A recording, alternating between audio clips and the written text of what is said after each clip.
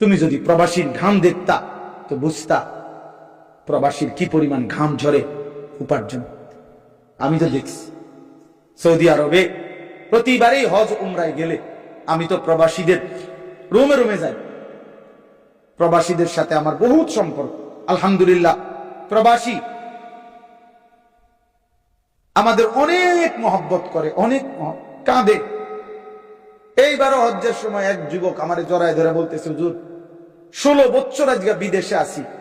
চিৎকার দিয়ে কাঁদছে, ফোলাটা আমারে ধরে কইতেছে, হুজুর আমাকে কিচ্ছু নাই জীবনে, আমাদের কোনো কিছু নাই, আমার লাগে দোয়া করেন।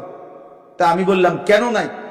কিছু নাই বলতে ওই আমারে বলতেছে, হুজুর এই পর্যন্ত জীবনে 16 বছর যারে যত টাকা দিছি কাউরে খুশি করতে পারি নাই। যতই দিছি হুজুর কয় আরো দিতে পারতো।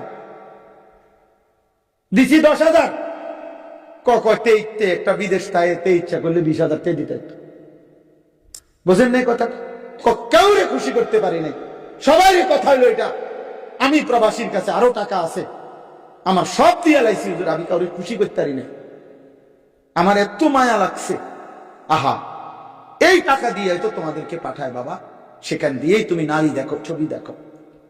এই প্রবাসীর রক্ত পানি করা ঘামের এই পবিত্র টাকা তার স্ত্রী, যাদের বেহায়া নারী বাজারে বাজারে ঘুরে। হায় নারী, এই বোন, তুমি তোমার স্বামীর উপরে অনেক বড় জুলুম করলে। তুমি জানো না তোমার বিদেশি স্বামীর একটা একটা টাকার পিছনে কত ঘাম আছে, অনেক ঘাম মিশে আছে, অনেক কষ্ট মিশে। লোকটা কোনোদিন নিজের, কেউ তারে যে একটু রান্না করে দিবে, কেউ তারে এক কাপ চা বানায় দিবে, আপন জন তো নাই। নিজের জামা নিজে ধোয়। আমি এই দিনও কাতারে আমার এক মহব্বতের ছেলের লগে আমি ভিডিও কলে কথা বলছি, আমার এক প্রবাসী।